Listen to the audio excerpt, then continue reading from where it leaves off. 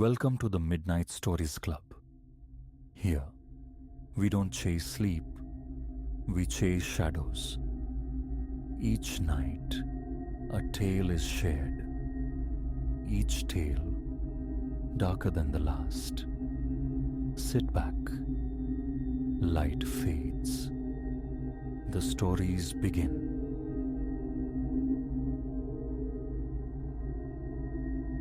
The tidy world I inhabited, the one governed by reason and predictability, fractured irrevocably 3 weeks ago.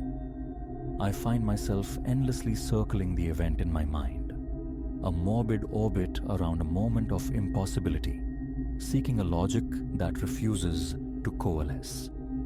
Perhaps committing it to words will impose some order, though the hope feels thin. I know what transpired.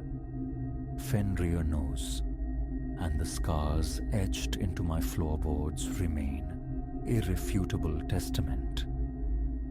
It began on an unremarkable Tuesday evening. I was adrift in the living room's dim comfort, the television murmuring inanities while my thumb traced patterns on my phone's glass screen. Fenrir, my stalwart German Shepherd of 4 years, occupied his customary corner bed, a monument to canine repose. Utterly typical, he's a creature of profound calm, this dog rescued from the anonymous confines of a shelter 3 years prior. In all that time, his bark was a rare currency, spent perhaps 5 times. Once startling a wake to a delivery driver, twice in brief fury at trespassing squirrels, once against the percussive violence of a thunderstorm, and a single, sharp alarm when the smoke detector shrilled its false warning. That was the sum of it. The shelter confirmed his innate tranquility. It was his nature. Around 8:30, the wind began its autumn lament against the house. I noted the time idly on my phone, contemplating an early retreat to bed. Tree branches, skeletal fingers in the dusk, scraped a dry rhythm against the window panes. The lights gave a nervous flutter, once, twice, then surrendered, plunging the room into profound darkness. Annoying, but hardly unprecedented. Power failures are woven into the fabric of rural living. My phone screen became a small beacon as I continued scrolling, deciding to grant the grid a few moments before excavating flashlights from their drawer. That was the precise instant Fenrir's head snapped up. Ears pivoted forward, his powerful body instantly rigid, a statue carved from shadow and tension. His gaze locked onto the far corner of the room, the one dominated by the cold, unused brick hearth. I followed his stare. Nothing but deeper darkness, familiar shapes rendered ambiguous. "What is it, boy?" I murmured. He remained utterly still, oblivious to my voice, his focus unwavering. A bristling ridge of fur rose along his spine. Then came the sound. A growl. It wasn't merely a growl. It was an ancient vibration, dredged from some primal depth within him, a sound that bypassed thought and resonated directly with my own oldest fears. It froze me where I sat. Fenrir never growled. Not at boisterous neighborhood dogs, not at wary strangers, not at sudden noises. Never. I swept the phone's weak light towards the corner. Emptiness. Just the hearth's cold brick, a leaning tower of neglected magazines, the intricate lacework of cobwebs I perpetually intended to vanquish. Nothing to provoke such a reaction. "Fenrir, easy," I tried, my voice emerging thin, a pale imitation of reassurance. He rose to his feet, the growl intensifying, rumbling like distant thunder. I saw the gleam of his teeth, a formidable display. His tail was ramrod straight, legs braced, every muscle seemingly coiled into knots of potential energy. Then, the barking erupted. Not the contained barks I knew. This was a raw, frantic outpouring, furious, desperate, laced with sheer terror, as if he confronted an unimaginable foe. The sound hammered against the walls, engulfing the small house. I had never conceived of such a sound emanating from him. Scrambling upright, I stumbled in the sudden blackness. "Fenrir, stop it!"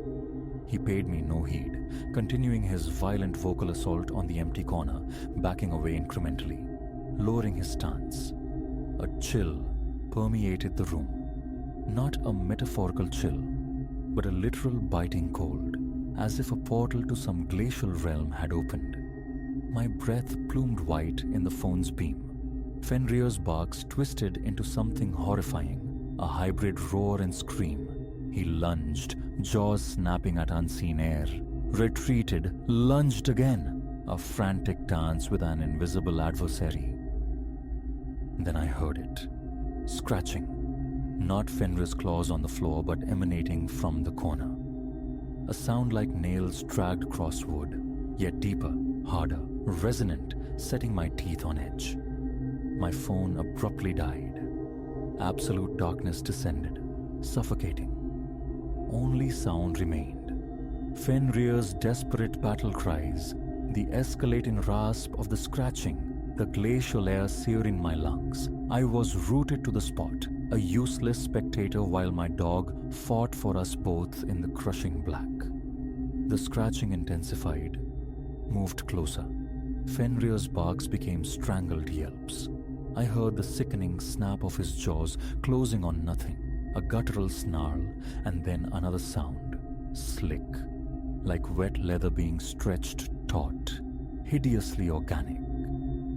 Action screamed in my mind, grab Fenrir, run, fight, but paralysis held me fast, listening to the unseen conflict rage. As suddenly as it vanished, the power surged back. No flicker, no warning. One moment, impenetrable dark. The next, the room flooded with the harsh glare of overhead lights. Fenrir stood before the fireplace, chest heaving, still poised for combat. But the corner was empty. No intruder, human or animal. Nothing. "Fenrir," my voice cracked. "Come here, boy." He remained frozen for a long beat. Then slowly, the tension bled from his frame. He turned towards me, and his eyes. I had never seen such a look in them. A haunted knowing, as if he'd gazed upon something no living creature should witness. He padded over, pressing hard against my legs. He was trembling. Fenrir, my stoic, unflappable companion, shook like a terrified pup caught in a tempest. That's when my gaze fell upon the floor. Deep gouges marred the hardwood, 4 parallel furrows dragged across the grain. Each roughly 8 inches long, the wood around them splintered, torn. These were no incidental scratches from canine claws.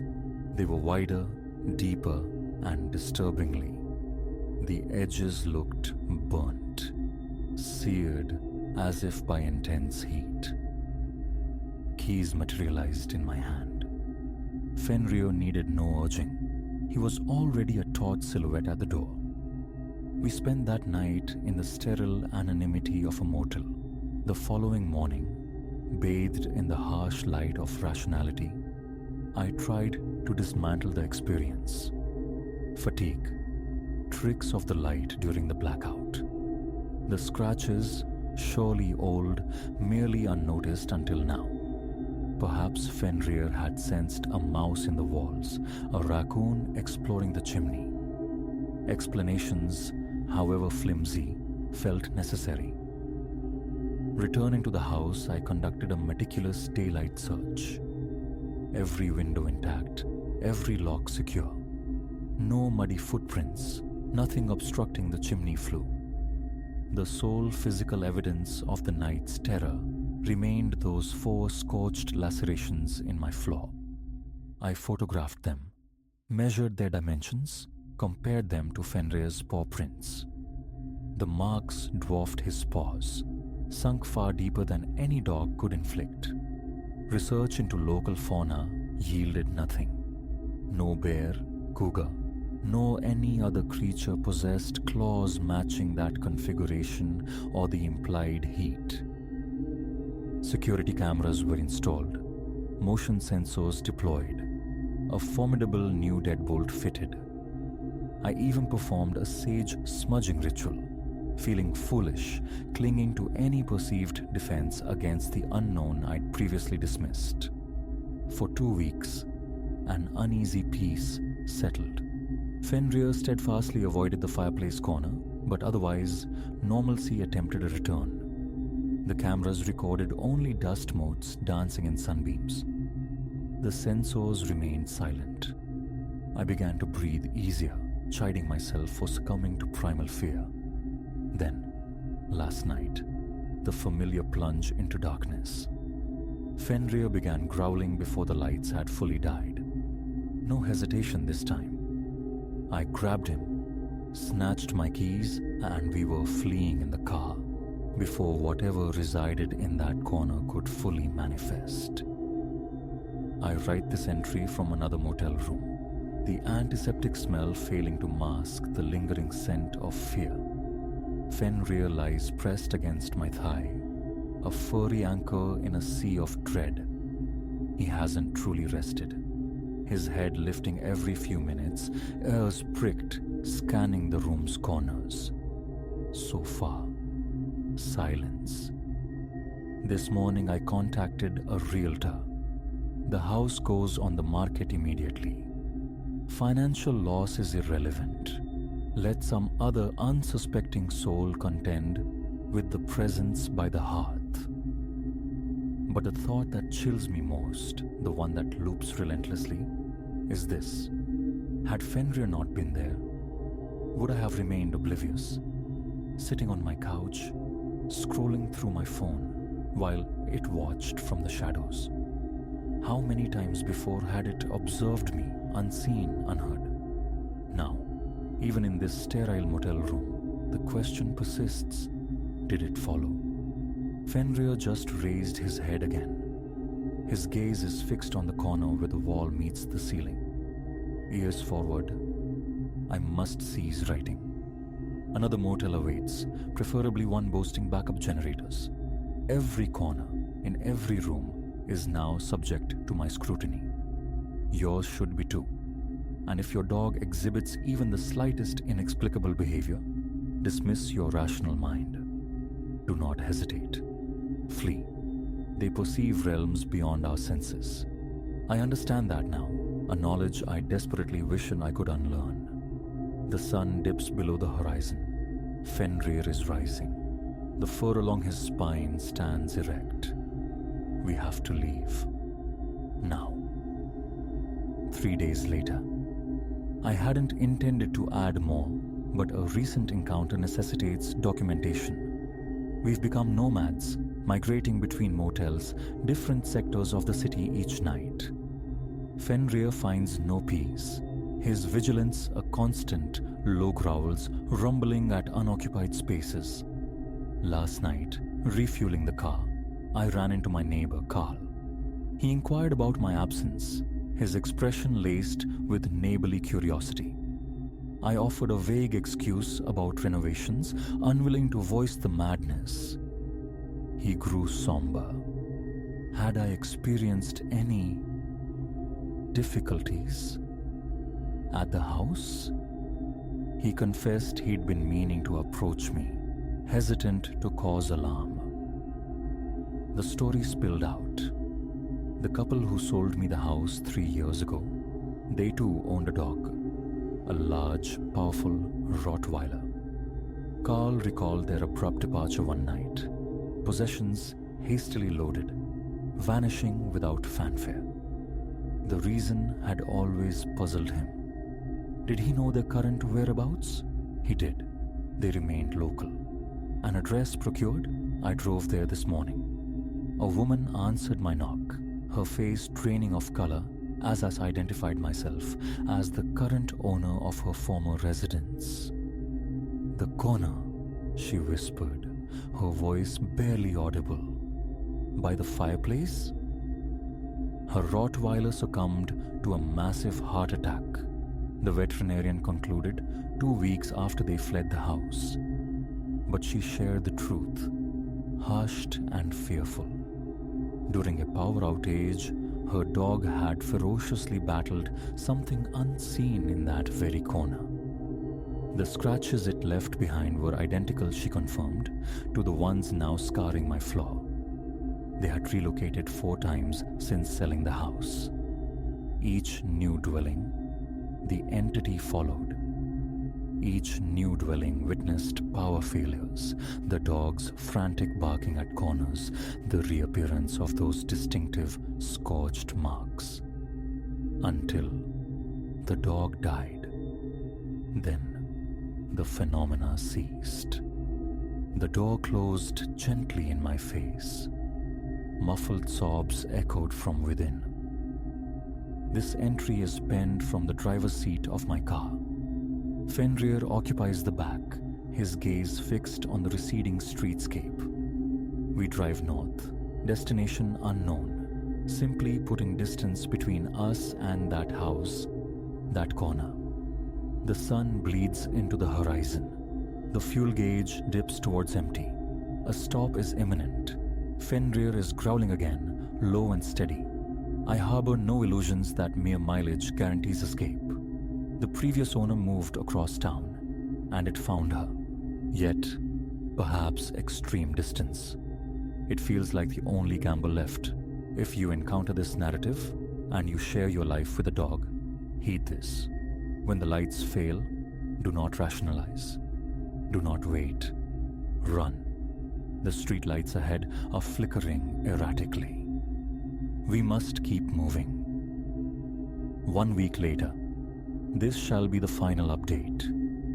We reached Canada, found refuge in a remote cabin, nestled deep within timbered wilds, miles from the nearest electrical grid. Solar panels provide power, backed by batteries. Significantly, the main living space is circular. No corners to harbor unseen watchers. 3 days ago, Fenrir ceased his growling. He sleeps now. Truly sleeps, not the tense, half-aware doze that had become his norm. Perhaps distance was the key. Perhaps the entity could not or would not follow this far. Or perhaps it merely paces itself, savoring the pursuit. Regardless, we are prepared. Supplies are stocked, generators stand ready, defenses acquired. Though their efficacy against such a foe feels dubious. Most crucially, I have Fenrir. His calm is my barometer, my assurance of temporary safety. Dusk settles. The solar-powered lights gleam, steady and bright. Fenrir sleeps on. For this moment, that is sufficient.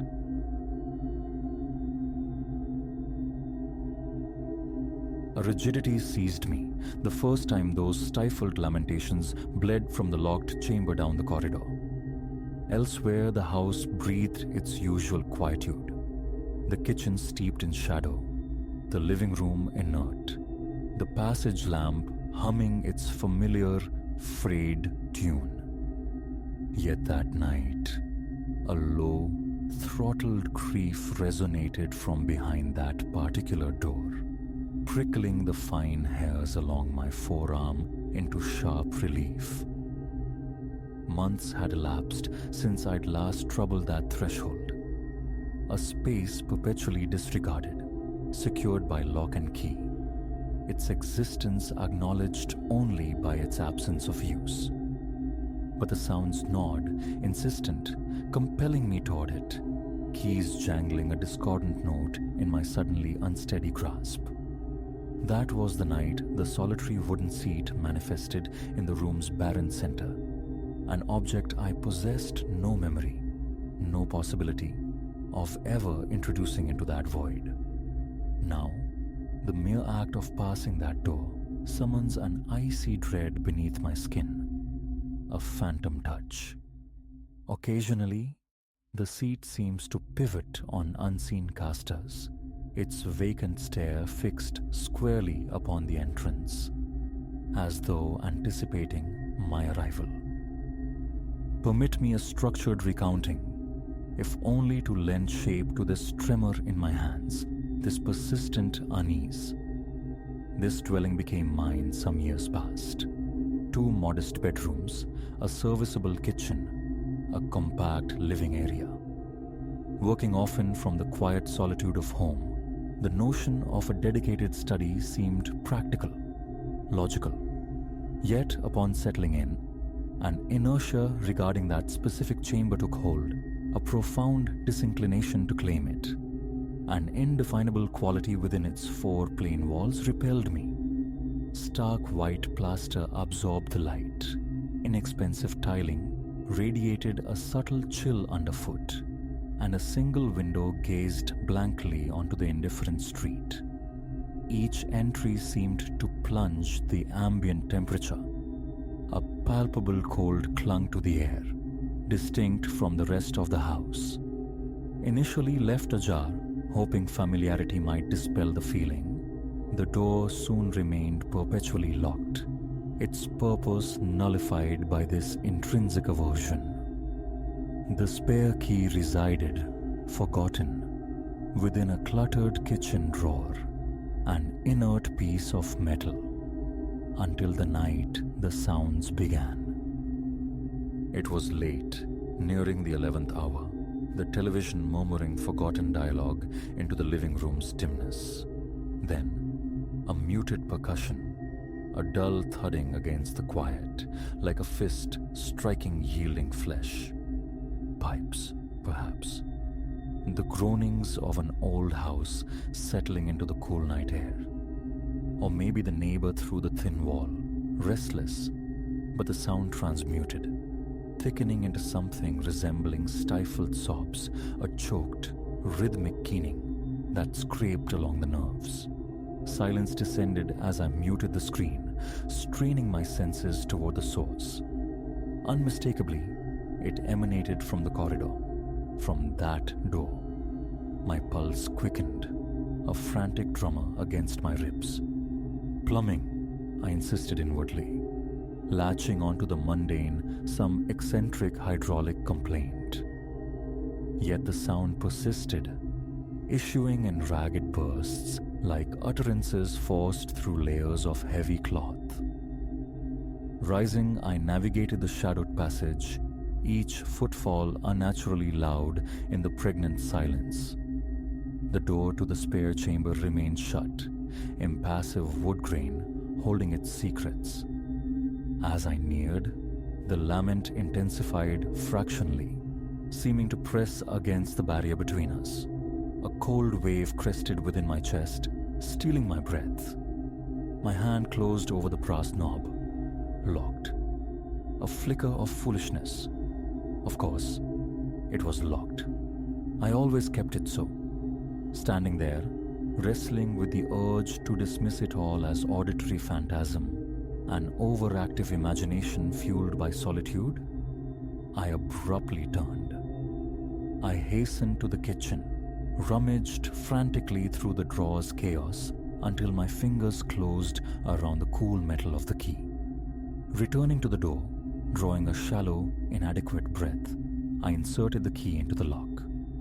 It turned, with unnerving, frictionless smoothness. The muffled strains continued behind the wood, faint yet tenacious, a thread of misery woven into the silence. The door swung inward on absolute darkness, a void where simple emptiness should reside. Instantly, the moaning ceased. Silence crashed down, absolute and heavy, tightening a band around my ribs. My fingers fumbled along the wall, searching blindly, finding the switch. A click, a hesitant flicker as the filament caught, and the overhead bulb cast a stark, sterile illumination. The room was vacant, stripped bare to its essential geometry. save for one stark anomaly. A simple wooden seat positioned precisely in the center. 4 legs, a flat back, utterly mundane in form, yet utterly impossible in its presence. I knew, with unshakable, bone-deep certainty, no such furniture belonged in this room. I owned no such piece designated for this space. Yet, there it stood, an inexplicable sentinel in the sterile light. Rooted to the threshold, I stared, breath catching in my throat, anticipating what? A creak? A whisper? Movement. My heart hammered a frantic rhythm against my sternum. The silence was profound. Waited. Cautiously, as if intruding upon sacred or violated ground, I stepped within. The tiles bit at my stockinged feet with unexpected, penetrating cold. I circled the chair, scrutinizing its surfaces for any clue, any imperfection that might betray its origin or purpose. Ordinary. Scratches marred the worn seat, the edges smoothed by time or unseen use, yet nothing distinguished it. My fingertips brushed the wooden back. Smooth, yes, but unnaturally, intensely cold to the touch, a chill that seemed to emanate from its very core. A glance confirmed the window remained latched securely from within. The room itself secured from the corridor by the lock I had just turned. Unauthorized entry was impossible. Logic fractured, crumbling against the undeniable, solid presence of the chair. A vortex of confusion and primal fear churned within me, knotting my stomach into a tight fist. Retreating slowly, my gaze fixed on the enigmatic seat as if fearing it might lunge, I reached back, extinguished the light, plunging the impossible back into darkness, and pulled the door shut. The decisive click of the lock echoed unnervingly in the narrow hall. My hands trembled as I turned the key, securing the mystery once more. Sleep offered little sanctuary that night, my mind haunted by the persistent image of the solitary chair marooned in the sterile room and the profound silence that had swallowed the sounds. Dawn brought feeble attempts at rationalization, whispered reassurances to the anxious reflection in the bathroom mirror. Perhaps a lapse in memory, a forgotten acquisition during the chaos of moving in, some moment of logistical whim now erased. The thought felt flimsy, absurd, a paper shield against a looming dread. Yet, the alternative. For several days, an uneasy truce held. No further sounds disturbed the nights, but the corridor itself seemed altered, subtly charged. Passing the locked door became an ordeal. Though the afternoon sun typically warmed that passage, bathing it in honeyed light, proximity to the chamber plunged the air into an abrupt, unnatural chill, like breaching the invisible threshold of a crypt. Gooseflesh erupted along my arms, an involuntary response urging a swift retreat. One morning, poised to depart for errands, coat halfway on, an insistent compulsion, sharp as a needle prick, drew me back to that door. Keys already in hand, my pulse thrumming a nervous cadence against my fingertips. I hesitated.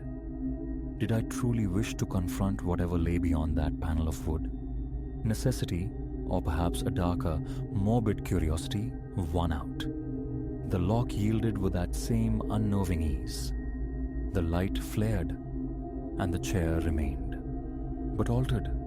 It was canted now, subtly rotated on its axis, its aspect directed toward the doorway. Not perpendicular to the walls as before, but angled, as if observing the threshold, observing me. I slammed the door shut, the sound sharp and violent in the quiet house, and fled, locking the main front door behind me with unsteady hands.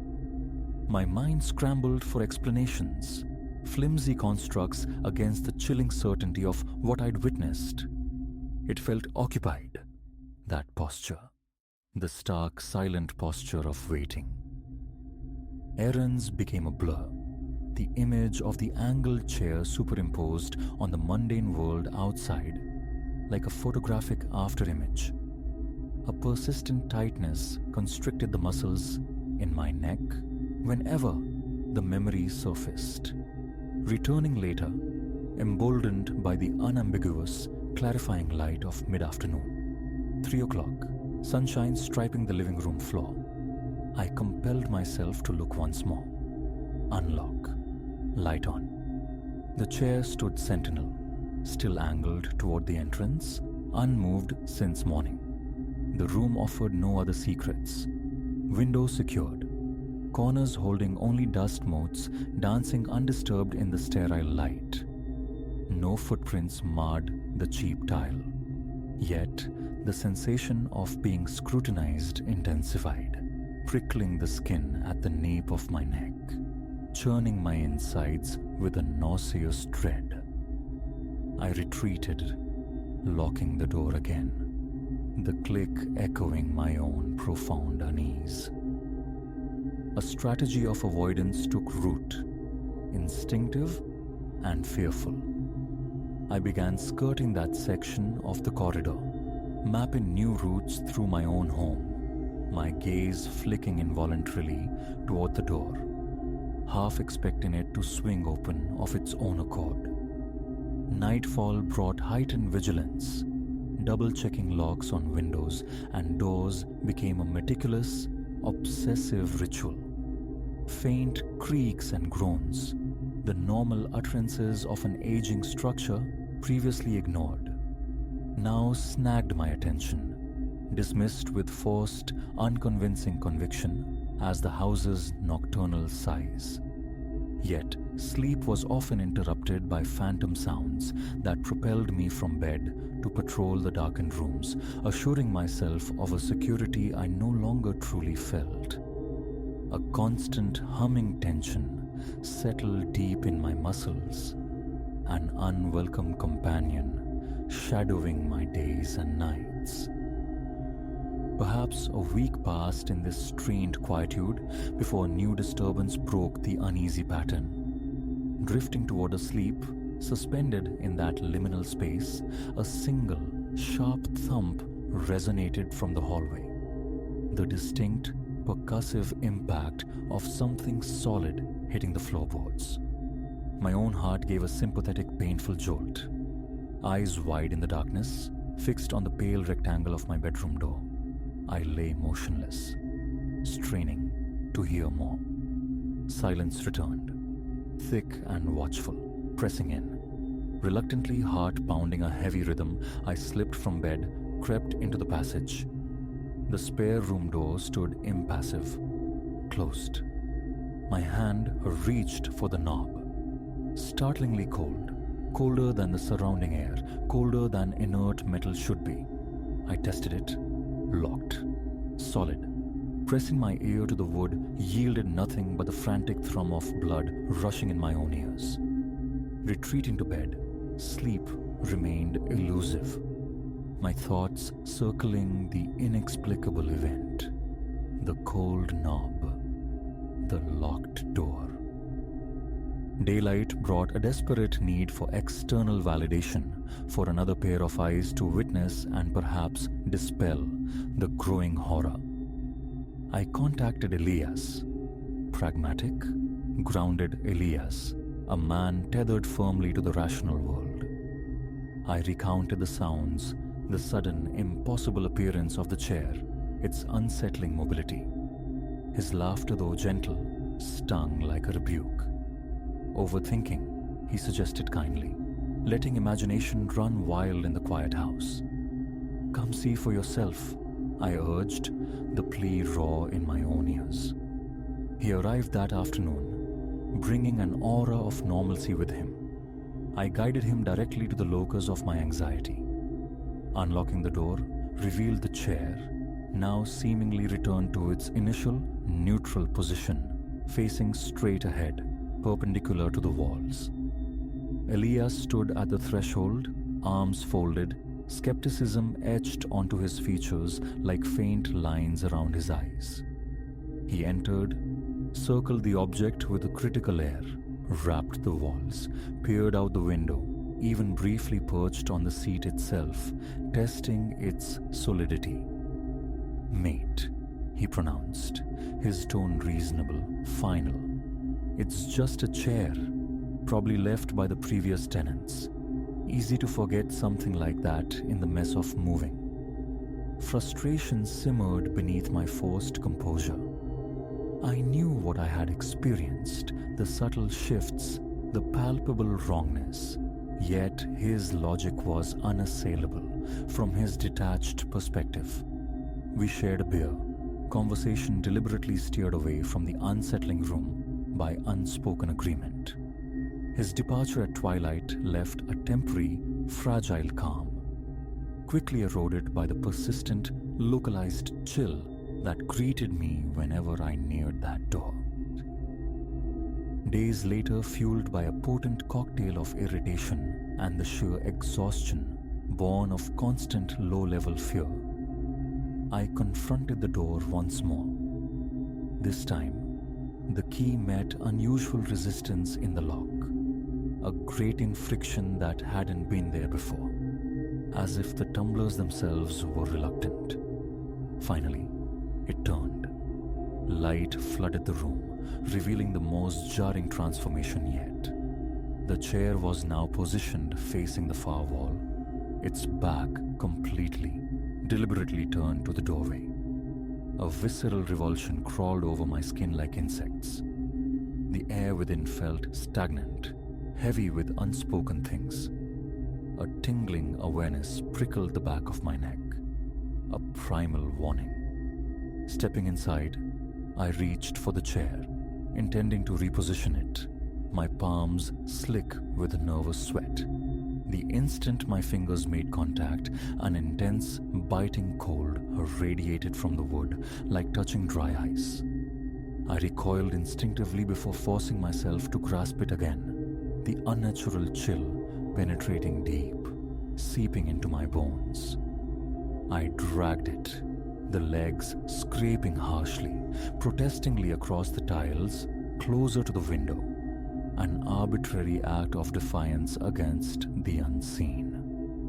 Locking the door behind me, I paced the living room, heart pounding a frantic tattoo against my ribs, a volatile mix of bewildered anger and profound dread warring within me. Was I being preyed upon? Some elaborate, cruel prank designed to unhinge me? The thought spurred me into frantic action. A meticulous inspection followed. Every window latch checked and double-checked. Every door bolt slid home, the seldom used back entrance examined for any sign of tampering. All secure, locked tight. I even ventured into the dusty, web-draped expanse of the attic. Flashlight beam cutting through the gloom. Nothing but insulation, forgotten boxes, and the silence of disuse. No signs of intrusion. No hidden interloper playing games. The house remained stubbornly, maddeningly ordinary, save for the malignant presence localized within that single locked chamber. That evening, resolved to catch whatever force was at play, to confront the source of the phenomena, I undertook a vigil. Settling onto the corridor floor directly outside the spare room door, lights extinguished, I listened, every sense straining in the profound darkness. Minutes bled into an hour, stretching into an eternity. My muscles cramped, my back protested against the hard floor, but I remained, eyes fixed on the door's barely discernible shadowed rectangle. The only sound was the refrigerator's low mechanical thrum from the distant kitchen, a mundane anchor in the encroaching strangeness. Defeat settling in, a weary resignation, I began to rise, joints protesting. In that precise moment of shifting weight, a faint, dry scrape whispered from the other side. The unmistakable sound of wood dragging lightly across tile. I froze, hand braced against the wall for balance, breath held captive in my lungs. The urge to wrench open the door, to finally see, warred with a potent paralyzing fear that rooted me to the spot. Fear won. I retreated to my bedroom, locking myself in, the frantic beat of my own heart loud in the ensuing, watchful silence. The following week became an exercise in deliberate, fearful avoidance. I refused the door passage entirely, altering my daily patterns to circumvent it. Yet each time necessity forced me near, to reach my bedroom, the bathroom, the wave of unnatural cold washed over me, raising gooseflesh despite the ambient warmth of the house. Concentration frayed at the edges. Conversations with friends felt hollow, strained, my thoughts perpetually tethered to the locked room and its silent occupant. Sleep offered no true escape, plagued by recurring, vivid nightmares. I would find myself seated upon that very chair within the oppressive darkness of the chamber, staring intently, inexplicably, at my own bedroom door across the hall, waking abruptly in a cold sweat, heart pounding, the clock invariably displaying the dead, suffocating hour near 3:00 a.m. Enough. The word echoed in the hollow space fear had carved inside me. One sunlit morning, a brittle resolve hardening within me, I decided. The chair, the source, the symbol of this intrusion had to come out. Marching down the corridor, a tight band constricting my chest, I confronted the door. Unlock. Light. It faced me again. The chair, but it seemed closer, palpably closer, as if it had shuffled forward incrementally in the darkness, narrowing the space between itself and the threshold. And silent advance. I stood immobilized for a long moment, knuckles white on the cold brass doorknob, a stinging pressure building behind my eyes, frustration warring with terror. Forcing leaden limbs into motion, I approached, seized the top rail of the chair back, and pulled. The harsh scrape of wood on tile echoed unnaturally loud in the stark emptiness.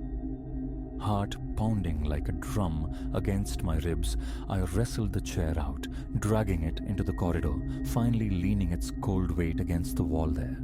An alien object in the familiar passage. A long, shuddering breath escaped me, tasting of dust and relief. I glanced back into the room, utterly bare, blessedly empty. Leaving the door deliberately ajar, a small act of defiance against the oppressive atmosphere, I turned toward the relative safety of the living room. I had taken perhaps a dozen steps, the tension just beginning to ease from my shoulders, when the familiar, invasive cold swept over me again, this time striking my back like an icy hand, sharp and sudden. I whirled around. With a definitive, violent crack that split the quiet air, the door to the spare room slammed shut. I recoiled, a strangled gasp escaping me, hands flying up reflexively as if to ward off a blow. The chair remained outside, leaning innocently against the wall in the corridor. The door, however, was unequivocally, forcefully closed. Tentatively, slowly, I approached it, hand outstretched, but a will to touch the knob, to turn it, evaporated before contact was made. My mouth was desert dry, my legs trembling beneath me, suddenly unreliable. And so it remains. The chair occupies the corridor, a displaced sentinel leaning against the plaster, a constant reminder. I have made no further attempt to breach that threshold. The zone of palpable cold persists, an invisible barrier I cross with hurried steps and averted eyes. Occasionally, late at night, when the house settles into its deepest silence, a hushed murmur, like indistinct whispering or muffled grief, seems to drift from behind the wood. But I clamp down hard on the urge to investigate, to listen too closely. A perpetual tightness resides in my chest, a knot of fear tied inextricably to the memory of that first night, the impossible chair materializing in the suffocating darkness of a locked room. Logic dictates flight, abandoning this place to its secrets. Yet, a strange inertia, a chilling sense of being bound to this spot, holds me captive. This structure, flawed and violated as it feels, was meant to be sanctuary, my home. What lies behind that door now, I cannot say. Perhaps nothing more than empty space. Perhaps something else. The room felt wrong from the outset, an inherent flaw in the very fabric of the house. The chill is undeniable. The sounds were real. The chair's shifting perspective, its silent, mocking dance across the tiles, was real. Understanding eludes me, and perhaps, deep down, I prefer it that way. For now, avoidance is my only strategy. That wing of the house is ceded territory, lost ground. Sleep comes fitfully, if at all, under the harsh, unwavering glare of electric lights, waiting, always waiting, for the temporary reprieve of dawn.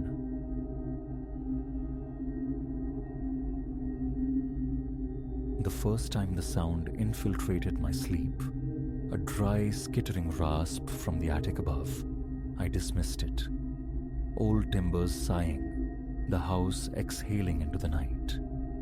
But by the third recurrence, its insistent rhythm clawing not just at the floorboards, but at the edges of my sanity, I understood.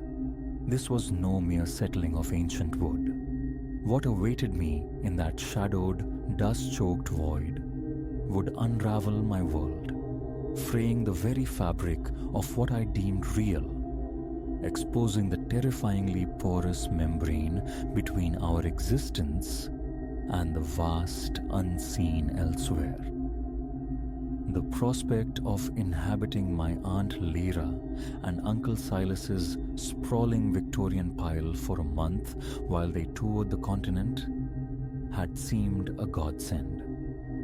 Compared to my own constricted city dwelling, this house perched on the town's fringe amid a sentinel grove of oaks whose branches painted long, skeletal shadows upon the unkempt lawns promised sanctuary, a haven for the novel gestating within me.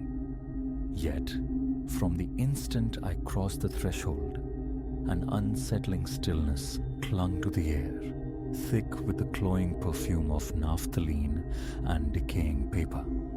As my footsteps echoed on the Protestant staircase, luggage thumping behind me, the distinct prickle of unseen eyes followed.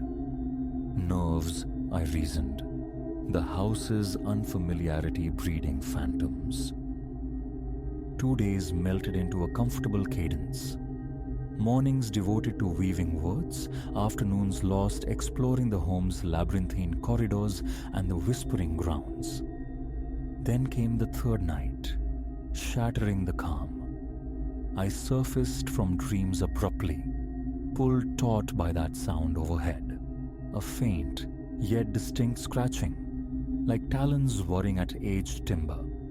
Disoriented, blinking in the gloom, I registered the bedside clock's luminous digits. 3:17 a.m. The dead hour, some forgotten corner of my mind whispered. Nothing. I breathed into the oppressive silence, burrowing deeper beneath the duvet. A squirrel, perhaps. A stray branch. But stillness offered no comfort. Listening, straining against the dark, I heard the scratching intensify, its cadence sharpening, gaining a disquieting deliberation. Not animalistic, not random. It felt purposeful, a summons from the suffocating dark above. Sleep became a forgotten country. I wrestled with the sheets, my imagination a fertile ground for horrors blooming in the silence. Dawn arrived not as a relief, but as a grey, jittery reprieve.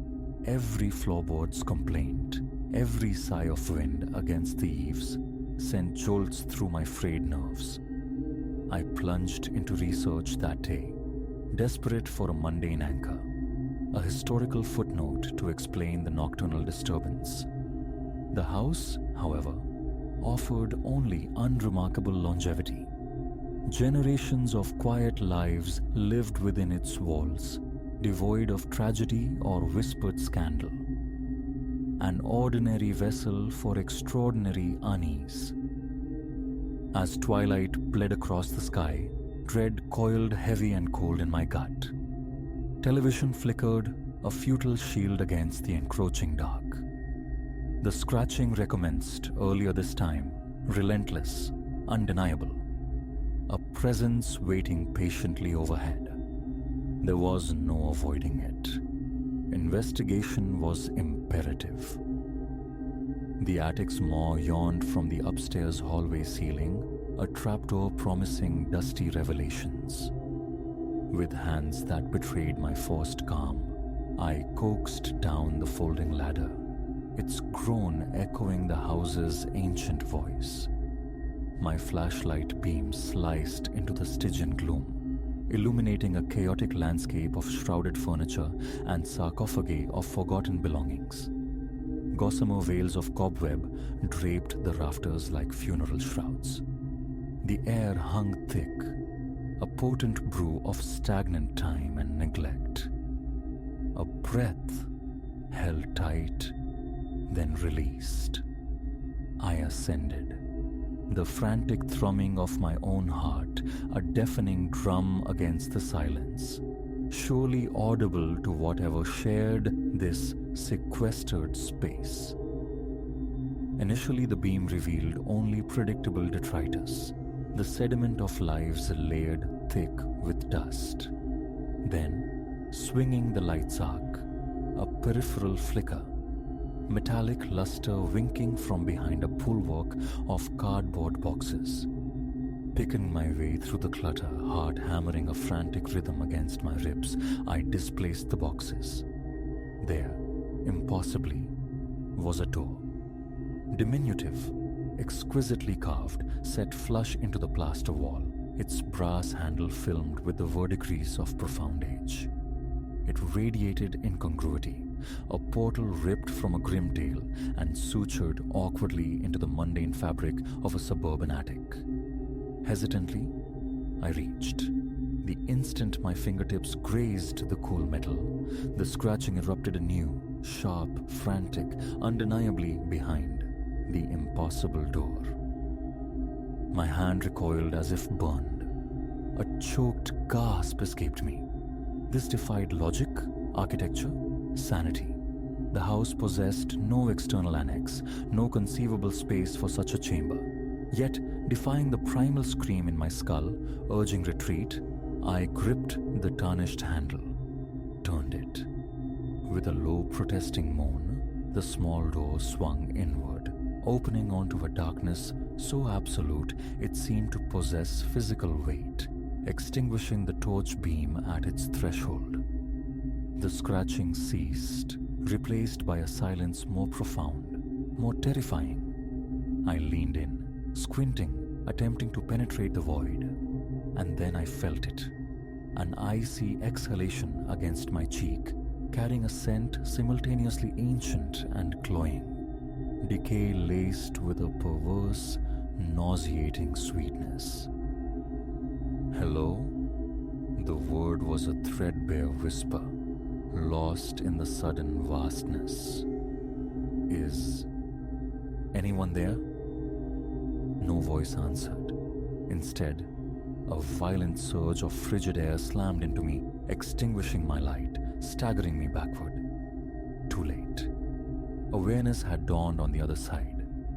Something stirred. A sound preceded sight. A wet, chitinous rustling, a fluid slithering that raised gooseflesh along my arms. Then, from the absolute black, they flowed.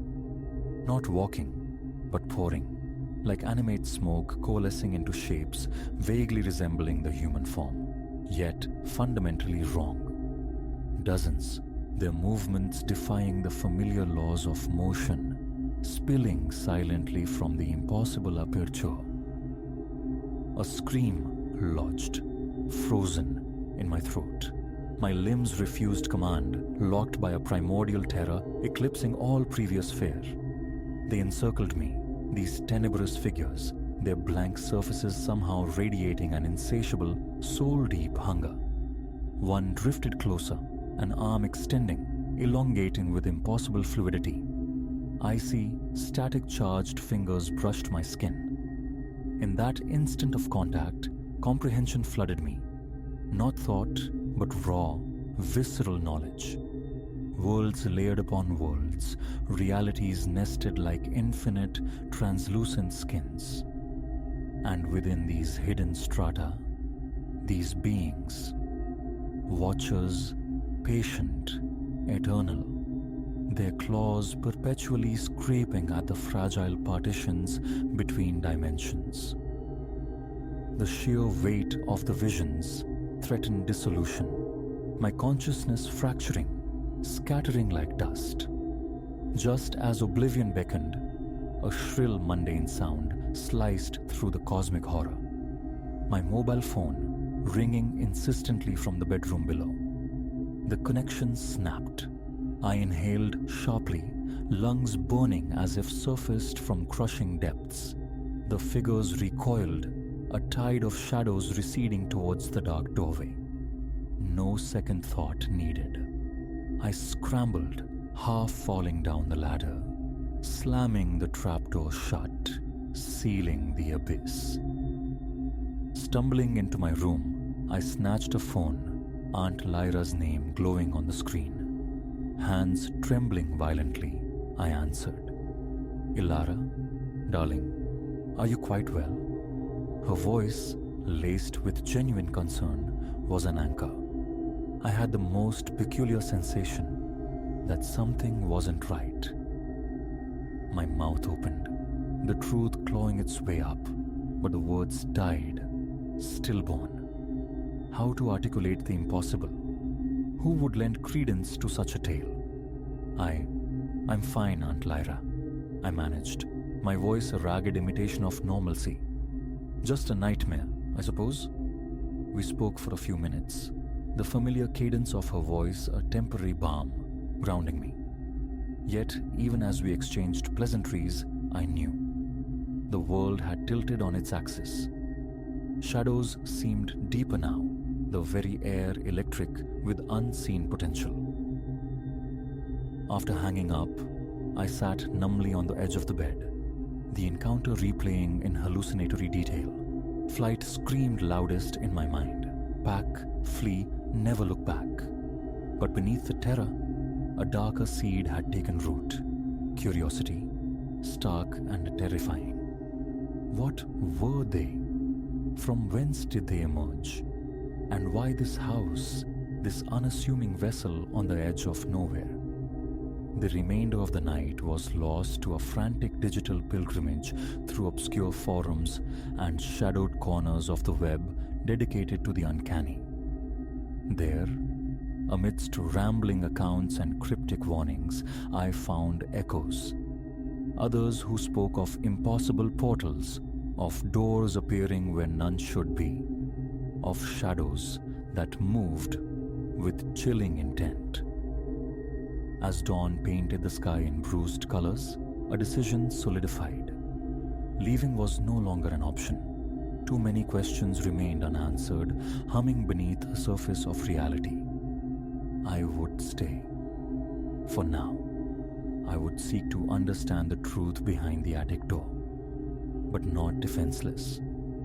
The day was spent acquiring an arsenal born of folklore and desperation.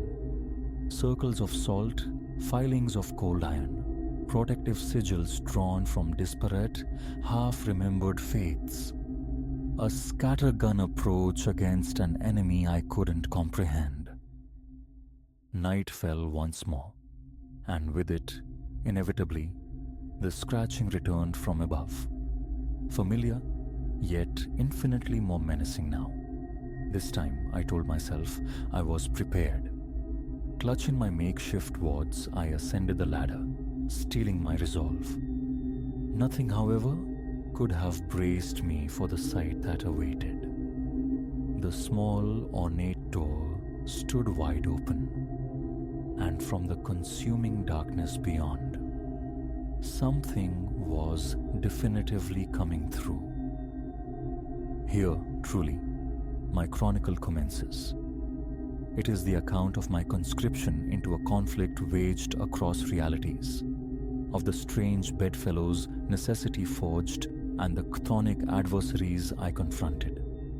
It speaks of cosmic dread intertwined with an unwelcome burgeoning within myself, of the razor's edge separating perception from madness. Above all, consider it a caution whispered to any who might chance upon doorways misplaced in time and space, who hear that insidious susurrus in the dead of night that defies easy explanation. Tread carefully around thresholds. Be wary of what you awaken. For once the veil is rent, once you have glimpsed the vastness beyond, retreat is a forgotten luxury. The scratching is merely the overture.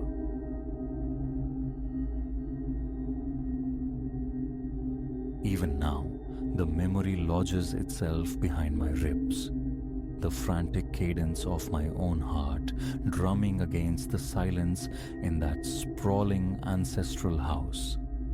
Night would find me stretched taut beneath the sheets, gaze lost in the shadowed geography of the ceiling, ears tuned to the structure's groaning dialect. My parents, adrift in their own slumber down the hall, left the corridors stretching into dim infinity. Generations of my bloodline had walked these floors, yet that lineage offered no solace, did nothing to quell the disquietude that permeated the very plaster. Each night unfurled some fresh anomaly, some riddle posed by the darkness. A sibilant murmur snaking from within the walls 1 hour. The next, a single resonant concussion from the depths of the cellar. My chest would constrict, jaw locking against the involuntary tremor.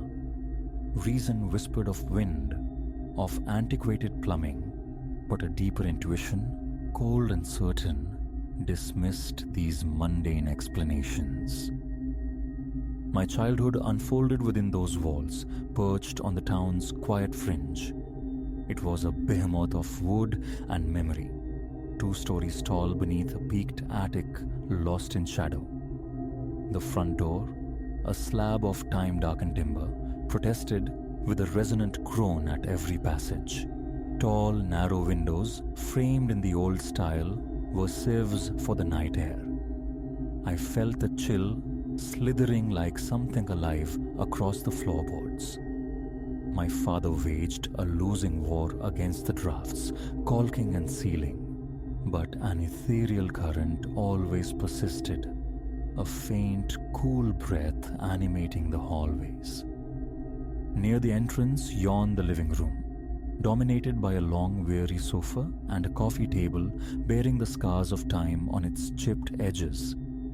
The wallpaper, jaundiced near the cornices, seemed to exude a faint, papery sigh. A solitary overhead bulb bled weak light, deepening the shadows that pooled in every corner.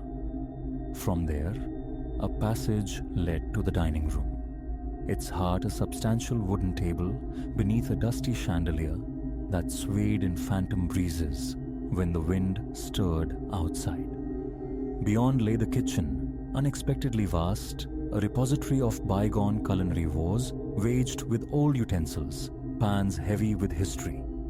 Open shelves lined the walls, dark wood cabinets brooding below. Ceramic tiles underfoot clicked and echoed with every footstep. The back door opened onto a modest yard, host to a solitary, skeletal tree and a gate consumed by rust, beyond which lay only an expanse of untamed grass bowing to the wind. My own room resided directly above this kitchen on the second floor. Every dropped spoon, every slammed cabinet door below resonated sharply through the floorboards into my sanctuary. My bed faced the window, and on nights pierced by moonlight, the skeletal silhouette of the yard tree became my reluctant sentinel. The remainder of the upper level was a labyrinth of elongated corridors, threading past spare rooms and the floor's sole bathroom. Doors hung imperfectly in their frames, prone to shifting with sudden drafts. Mornings often revealed them ajar, though I held no memory of leaving them so. But the nocturnal acoustics were the true torment. Footfalls ascending the stairs. The treads, ancient wood, cried out under any weight. I knew the familiar percussion of my parents' movements, my father's heavier, deliberate, my mother's lighter, quicker. Yet sometimes, swallowed by the deepest hours, a different rhythm emerged. The boards would whimper slowly, deliberately, as if under the tread of someone measuring each careful step. Breath held captive in my lungs, I would listen, waiting for the ascent to conclude. Often, it never did. The sound would begin at the base, climb halfway, pause with agonizing suspense, then resume its measured creep. No door ever opened thereafter, no cough, no human sign. Just the steps. Step, step, step. Then absolute stillness. And the whispers. They were a different haunting altogether. Seated in the living room, perhaps lost in a book or the flickering television screen, a subtle susurrus would brush against the edge of hearing. Not words precisely, but a soft, continuous, sibilant stream, like secrets shared just beyond comprehension. Rising, I'd press my ear to the cool plaster. The sound remained elusive, refusing clarity, yet persistent. It felt intimately close, nested just on the other side of the wall. Occasionally, I'd rap my knuckles against the surface, seeking the mundane rattle of pipes, but the act only amplified my unease. The instant my flesh met the wall, a peculiar tingling would race across my scalp. The cellar, accessed via concrete steps behind the kitchen, lurked behind a door near the refrigerator, secured by a flimsy log that offered little true barrier. One night, deep into the quiet hours, perhaps 2, perhaps 3 in the morning, a profound thump reverberated from below. I was at the kitchen sink, fetching water, when the sound slammed through the silence, seeming to vibrate the very tiles beneath my feet. My muscles seized. My hand clenched, frozen around the glass. I felt the frantic thrumming in my chest escalate, a trapped bird desperate for escape. Snatching a flashlight from the counter, I crept to the basement door, pressing my ear against the wood. Silence answered first, then faint but undeniable, a shuffling, dragging sound, as if something cumbersome were being shifted across the concrete floor. An urge, sharp and terrifying, rose in me to throw open the door, to pierce the darkness with the flashlight's beam. But paralysis held me fast. My palms filmed with sweat, goose flesh prickling my arms. Eventually, the subterranean noise ceased and I retreated, backing away from the door, as if from a sleeping predator. One of the most viscerally disturbing incidents involved the fox. I'd woken near midnight, drawn downstairs by a craving. Flipping on the kitchen light, my eyes snagged on the silverware drawer, slightly open. Not wide, but enough to reveal its state. Every single fork we owned lay scattered across the tile floor, arranged in a precise, deliberate circle. A jolt, cold and electric, shot through me, my stomach twisting into a knot. I knew, with chilling certainty, that no one else was awake. I'd just passed my parents' room, the low rumble of my father's snoring a familiar anchor in the quiet. Tentatively, I picked up a single fork. It felt ordinary, cold metal, but the sight of them, displayed with such unnatural intention, induced a wave of nausea. I gathered them methodically, returning them to their rightful place, yet unable to banish the image, the inescapable feeling that some unseen hand had performed this bizarre ritual. Attempts to voice these occurrences to my parents were met with gentle dismissal. Old houses settle, they'd murmur. The wind plays tricks, rattling loose hinges. Perhaps, my mother suggested softly. I'd been dreaming, half awake when I encountered the fox, but I knew the clarity of my senses. I knew the distinct cadence of those phantom steps, the chilling intimacy of the whispers. Most nights became vigils, lying rigid in bed, slick with a nervous sweat, listening, always listening, for the next inexplicable sound, the next tear in the fabric of the normal. The threshold of 18 became my breaking point. Enough. Clothes packed into cardboard boxes, I departed the following day, offering no grand farewell to the house itself, just slipping away. I found a small, cramped apartment in the city, with earnings scraped together from weekend jobs. It lacked grandeur, but it radiated safety. Here, no phantom footsteps paced the stairs. The only whispers belonged to the upstairs neighbors engaged in mundane arguments. That felt blessedly normal, manageable. Yet, the old house refused complete exorcism. It infiltrated my dreams. The hallway would stretch before me, an endless, shadowed passage, and the floorboards would begin their familiar lament beneath unseen feet. In these nocturnal dramas, my limbs turned to lead, movement impossible. I'd jolt awake, heart hammering, drenched in cold perspiration, staring at the unfamiliar ceiling of my city apartment, gasping for breath. The echo of whispers seemed to linger, just beyond hearing. Minutes would pass before the frantic rhythm in my chest subsided enough for coherent thought. I'd rise, drink water, pace the small space, touch in the solid, ordinary walls as if seeking tactile proof of my escape. Months after my departure, I returned for dinner. My parents remained, rooted in the familiar. My mother served a simple meal in the dining room, a tableau unchanged, the same dusty chandelier, the same weary wallpaper breathing its faint, musty scent. Midway through the meal, a sound drifted from the stairwell, the distinct creak of a tread under pressure. My mother's fork paused fractionally. Her gaze flickered towards me, then returned to her plate as if nothing had occurred.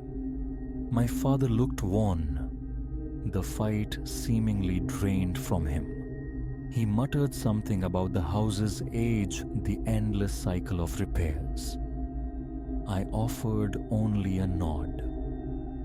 Later, lingering in the living room, every subtle noise snagged my attention. The old sofa sighed beneath me. Wind rattled a window pane. When a faint, whisper-like sound emanated from the wall, I forced myself to attribute it to the breeze. That evening, I left earlier than intended, citing early work obligations. The truth. That familiar tension was coiling tight in my spine once more. Sleep sometimes remained elusive. I'd wake abruptly, convinced I'd heard a thump from my own living room, only to find everything undisturbed upon investigation. Gradually, I recognized the pattern. I was flinching at shadows, jumping at every benign sound. The refrigerator's hum evoked the basement door. The building's plumbing resurrected the memory of whispers. The house, though miles distant, had imprinted itself onto my nervous system, its memory clinging like damp cloth.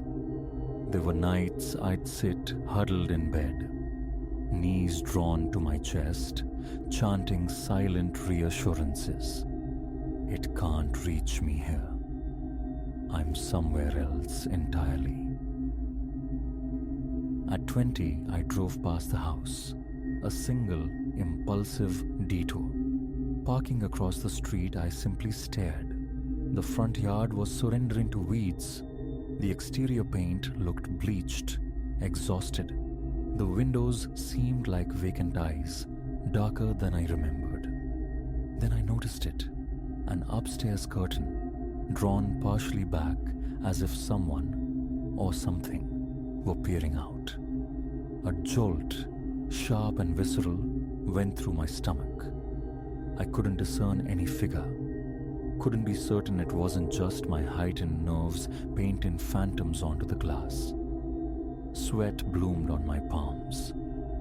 My hands clenched the steering wheel, arms rigid. After a few minutes, the oppressive weight of just looking became unbearable, and I drove away. The dreams persisted, sometimes gaining a terrifying intensity. I'd find myself navigating the upstairs corridor, only to hear a door creak open softly behind me. Whirling around, I'd confront only impenetrable darkness. Then wakefulness would slam back, heart pounding, shirt clinging damply.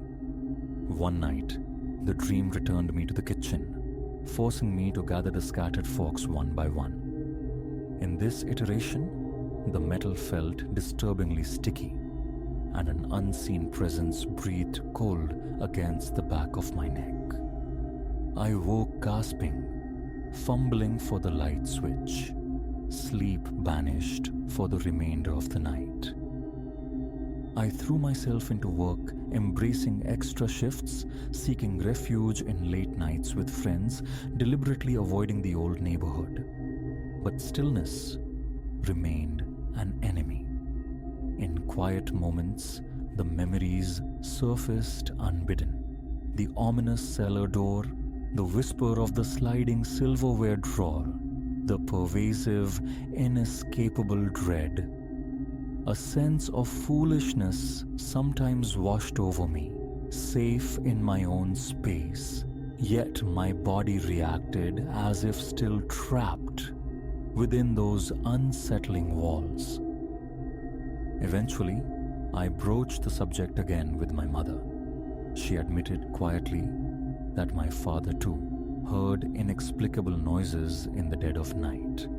Sometimes he rose to investigate, she confessed, but never found a source. They'd contemplated moving, but the weight of family history, the house's long tenure in our bloodline, held them captive. I didn't argue. I understood their attachment, their sense of stewardship, but the thought of ever residing there again sent a chill cascading down my spine. Over time, I cultivated a fragile truce with the past. I began constructing rationalizations. The noises were merely the groans of old timber, the shifting complaints of the foundation. The whispers, perhaps peculiar, acoustics, wind funneling through hidden cavities in the walls. The forks on the floor, a faulty drawer mechanism maybe. I recited these explanations like mantras, Yet a core part of me remained unconvinced, remembering the palpable presence felt while gathering those fogs, recalling the measured, unnatural rhythm of the stair climber who never arrived. The memory of that visceral tension in my chest refused to fade entirely. People sometimes inquire cautiously about my belief in the supernatural. My answer is always hedged. I don't know. I only know the texture of my experience within that house. I offer no embellishments, no tidy theories. I simply state that phenomena occurred there which defied my understanding. Phenomena that elicited a fear profoundly real, physically manifest.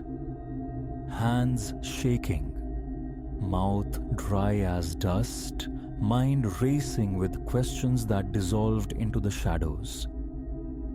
Even now, years removed, the dreams still ambush me.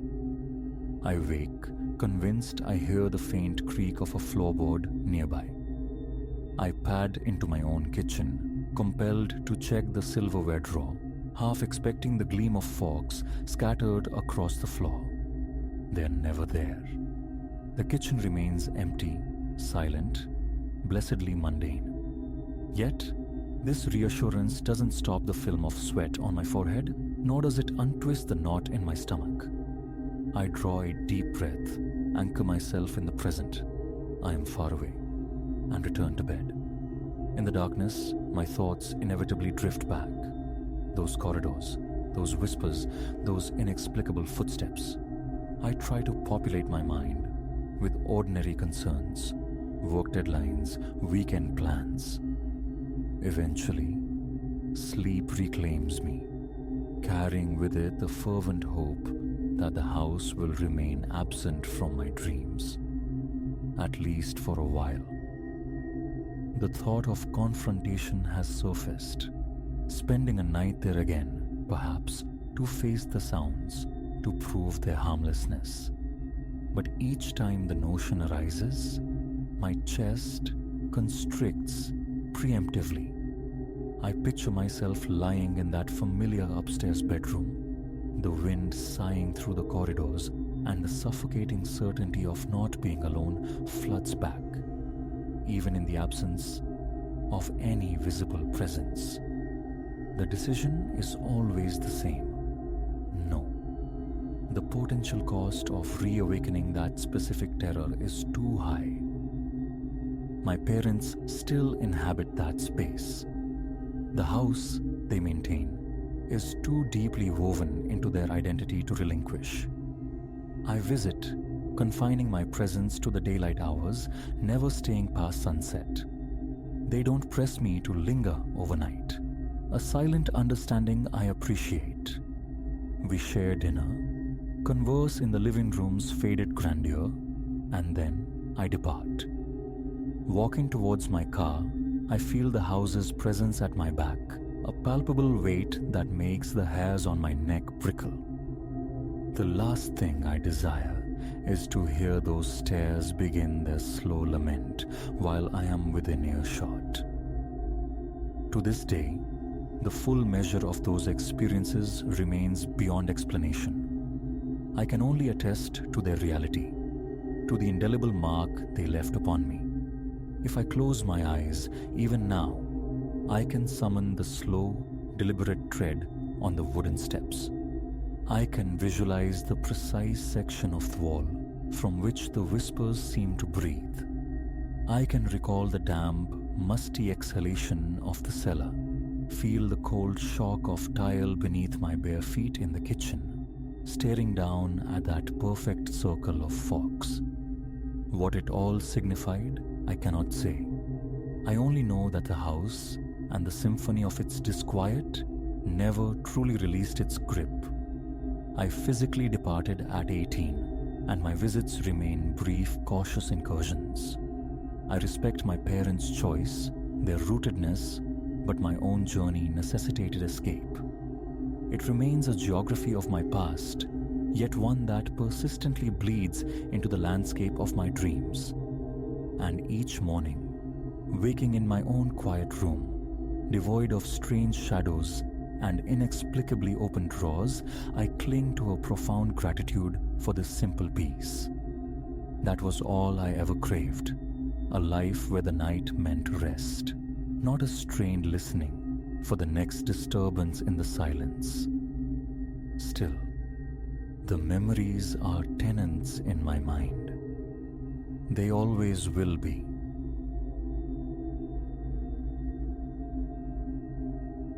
Memory clings to that particular night bus ride, a phantom chill crawling my skin even now. Nothing heralded the strange. Work had bled me dry, leaving only the bone-deep desire for home, for the simple release of kicking off shoes and collapsing into the oblivion of sleep. The city streets murmured their late-hour secrets. The sky hung like bruised flannel overhead, while storefronts blinked blearily, weary sentinels along my route. I reached the stop, a lonely post under a sputtering lamp, knowing this chariot was the last heading my way. The timetable, a tattered promise, assured its arrival within minutes. Indeed, twin beams sliced the gloom far down the avenue. Relief washed over me, a cool balm against the prospect of a frigid wait for a cab or the hour-long trudge home. My temples throbbed, a dull drumbeat echoing the day's relentless demands. All I craved was a solitary seat, a cocoon of anonymity. The bus arrived with a pneumatic sigh, brakes whispering against the near-silent street. The hiss of the doors opening felt unnaturally loud, carving a space in the quiet. Stepping aboard, the emptiness struck me first. Just the driver, a stoic silhouette up front and further back. One passenger sprawled across a seat, lost to the world or pretending to be. A weak, nicotine yellow glow emanated from the overhead panels, illuminating an interior that smelled faintly of old journeys and damp wool. The driver offered a tired dip of his head. I swiped my pass, my voice thin, confirming its passage to my neighborhood. "All the way," he confirmed, his tone gravelly with fatigue. I nodded back, moving past the slumbering form. Silas, perhaps, or someone like him. Youngish, engulfed in a hoodie pulled low, obscuring his features. Arms hugged his chest, a posture suggesting cold or self-containment. Eyes shut tight. I selected a perch 3 rows behind him, diagonally opposite, near enough not to feel utterly isolated in the cavernous rear, far enough for comfort. Late-night buses possess their own peculiar spectral quality when sparsely populated. The vinyl seat groaned beneath me as I settled, pressing my forehead against the cool glass. Outside, streetlights drifted by like distant, indifferent stars, leaving stretches of pavement steeped in shadow. My eyelids felt weighted with sand. The day replayed in fractured images, ringing phones, mounting tasks, a dissonant symphony of stress. Sleep tugged at my consciousness, a gentle undertow powered by the engine's steady thrum. My neck ached, the seat fabric rasped against my jacket. Occasionally, a rustle from Silas's direction broke the mechanical drone, the sound of fabric shifting. Nothing more. My mind drifted, snagging on the usual debris. Unanswered emails, chores deferred, the promise of leftovers. Minutes dissolved. I hovered in that liminal space between waking and sleep, the peculiar trance induced by nocturnal transit.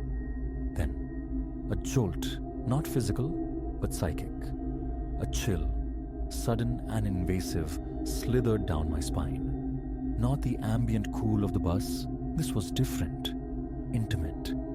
My skin prickled. My heart gave a startled leap. I rubbed my arms, trying to dispel the sensation, attributing it to the drafts or overtiredness. My gaze was fixed on the window beside me, reflecting only the dark ribbon of the street slipping past. My own face, a faint ghost, superimposed upon it. Idly, seeking a different perspective, I leaned into the aisle, glancing towards the windows on the opposite side, and saw him, reflected in the glass across the way. Not Silas, not the driver. This face belonged to someone else entirely, someone older, a man perhaps 50, 60, crowned with thinning hair but possessing a thick, untamed beard. He stared directly at me from the dark pane, his reflection unavailingly clear. His eyes, dark and intense, seemed to pin me in place. I froze, breath caught. My immediate thought, another passenger, unseen until now. Impossible. I'd noted the emptiness upon boarding. Driver, Silas, me. That was the census. My head snapped around, searching the physical space. The seat corresponding to the reflection was vacant. I scanned the length of the bus towards the rear. Rows of empty seats stared back. A frantic pulse hammered in my ears. My mouth went dry as dust. Blinking, rubbing my eyes, I fought the rising tide of disbelief. Exhaustion playing tricks? Slowly, cautiously, I returned my gaze to the window. The reflection was gone. Only the dim outline of the seat opposite, a sliver of my own face. A knot tightened in my gut. I slid forward, checked the front again. Mr. Henderson, the driver, remained focused on the road ahead, hands steady on the wheel. Silas hadn't stirred, his breathing slow and even beneath the concealing hood. Uncertain what else to do, I rose, my legs feeling strangely disconnected. Gripping the overhead rail, I made my way towards the driver. "Excuse me," I began, keeping my voice low. "Did we make any stops I might have missed?" My throat felt constricted. He glanced up, his eyes meeting mine briefly in the rearview mirror. A slow shake of his head. "Nope. Been rolling straight through. No one's flagged me down. No one's gotten off." "Why?" I hesitated, acutely aware of how strange my question must sound. "Oh, I just thought I heard something," I mumbled, the lie feeling clumsy on my tongue. So, definitely no one else boarded after me. Another negative headshake. Next scheduled stops still a ways off. I murmured thanks and retreated, passing Silas again, studying him more closely this time. Definitely young, a shadow of stubble on his chin, no beard in sight, deeply asleep, mouth slightly agape, nothing remotely resembling the reflected visage. Back in my seat, I tried to regulate my breathing, my palms slick with sweat. I scanned the interior once more. Empty seats, bar floor, nothing amiss. Yet the atmosphere felt altered, charged with an unseen current. Just tired, I told myself, half dreaming. But the image lingered, sharp and persistent.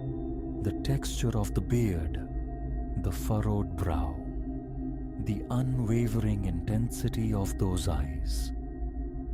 Resolutely, I avoided looking at the opposite window, fixing my gaze instead on the back of Silas's seat. My heart refused to settle. A few minutes crawled by. The bus navigated a corner, and the sweep of headlights from a cross street sent strobing patterns through the interior. In that fleeting cascade of light and shadow, a flicker of movement registered at the periphery of my vision. Behind me, I spun around. Nothing, just the receding rows of vacant seats, my chest constricted, breath catching sharply. Shadows playing tricks? Headlights? Logically, yes. But my skin crawled with a primal certainty that contradicted reason. I fumbled for my phone, seeking refuge in its mundane glow, scrolling through meaningless updates, anything to anchor me. Yet, one ear remained tuned to the bus's quietude, listening for what? The phone screen felt like a small, inadequate shield. 10 minutes remained until my stop. An eternity. We traversed another few blocks. The bus lurched over a speed bump, the jolt instinctively drawing my eyes windowward again. A habitual glance, first my side, then across the aisle, scanning the reflective surfaces almost against my will. For a heartbeat, nothing unusual. Then abruptly, he reappeared in the far window's depths. The same man, the same thick beard. His stare seemed even more penetrating this time, his expression harder. And then, I swear I saw it. His mouth moved, forming silent words I couldn't decipher, yet felt resonate deep within me. A strangled gasp escaped my lips as my body recoiled. Half rising, I twisted again, desperate to confront the source. Empty. The seat, the aisle, utterly vacant. Silas slept on, oblivious. My own heartbeat thundered, a frantic drum against my ribs. I looked back at the window. Gone. Vanished as swiftly as he'd appeared. That was it. Tolerance snapped. Logic fractured. Whether hallucination or impossibility, I couldn't endure another second in that space, waiting for the phantom face to bloom again in the glass. My hands clenched the seat back in front, knuckles white. My knees trembled. Palms sweating, I peered out the window, gauging our location. 2, maybe 3 stops from mine. 3 minutes perhaps. Too long. Safety felt irrelevant. Escape felt imperative. I slammed the stop request button. The electronic chime echoed, stark and loud, in the pregnant silence. Mr. Henderson eased the bus to a halt at the next corner.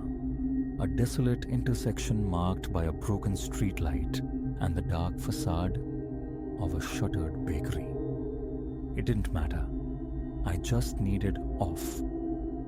The moment the door sighed open, I hurried down the aisle, eyes fixed forward, deliberately avoiding any glance toward the windows, towards Silas, towards the empty seats that felt crowded with unseen presence. My pulse hammered erratically. Breath came in shallow bursts. My skin felt feverish despite the lingering internal chill. I stepped onto the cracked pavement. The doors hissed shut behind me.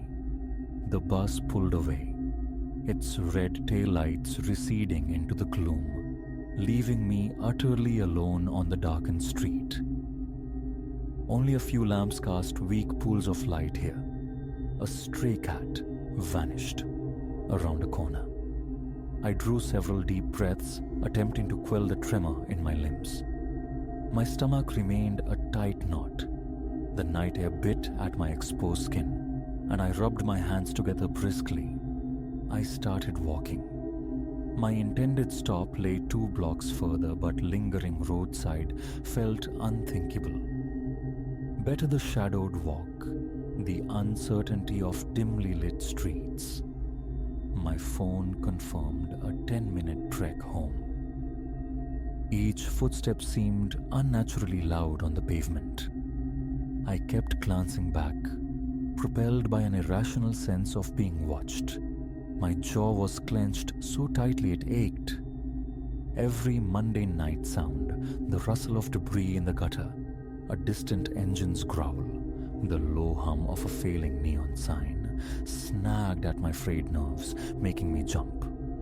The overcast sky swallowed the moon, deepening the patches of darkness between the sparse streetlights. That face superimposed itself on my vision. The coarse beard, The severe lines, those piercing eyes. How? The question echoed unanswered in the hollow space the fear had carved inside me. I forced myself onward, one step after another, my back prickling with the imagined pursuit. The air smelled of damp concrete and refuse awaiting collection. Breathing remained shallow, rapid. I navigated side streets, seeking shortcuts, driven by the primal urge for sanctuary. Finally, the familiar silhouette of my building emerged at the end of the block, the amber glow above the entrance a welcome beacon. My pace quickened. At the door, my keys slipped through sweaty fingers. I paused, took a steadying breath, tried again. The click of the lock engaging as I shut the door behind me was the sweetest sound I'd heard all night. Shoulders slumped in partial relief, I leaned against the cool metal. Heart still racing, mind abuzz. Up the stairs, down the hall. Another lock turned. Inside my apartment, my bag dropped to the floor with a thud. Throat parched, I went straight for water, gulping it down, the cold liquid a small comfort. My body remained taut, hands unsteady. No TV, no music. I just stood at the kitchen counter, trying to process the inexplicable. Hallucination born of exhaustion. It felt too visceral, too defined. That face remains etched in my memory, vivid and unsettling. I never saw the bearded man's reflection again. Mr. Henderson, on the few occasions I saw him driving afterwards, never mentioned anything unusual. I never asked. For a long time, I avoided the last bus, opting for earlier journeys or alternative routes. I possess no explanation, only the certainty of the experience, the chilling residue it left behind. Whenever the memory surfaces, the cold prickle returns, my stomach clenches. Fleeing the bus early might seem cowardly, but remaining felt untenable, adrift with that silent, watchful presence. Proof is irrelevant. Belief is unnecessary. It was real for me. It still is. And that is why, even now, I shun empty night buses. I'll take the crush of a crowd over the solitary vigil, over watching my own reflection, waiting, always waiting, for an impossible face to stare back from the darkness behind me. Sleep comes easier that way, but the memory of his eyes remains, a sight I never sought and pray I never encounter again.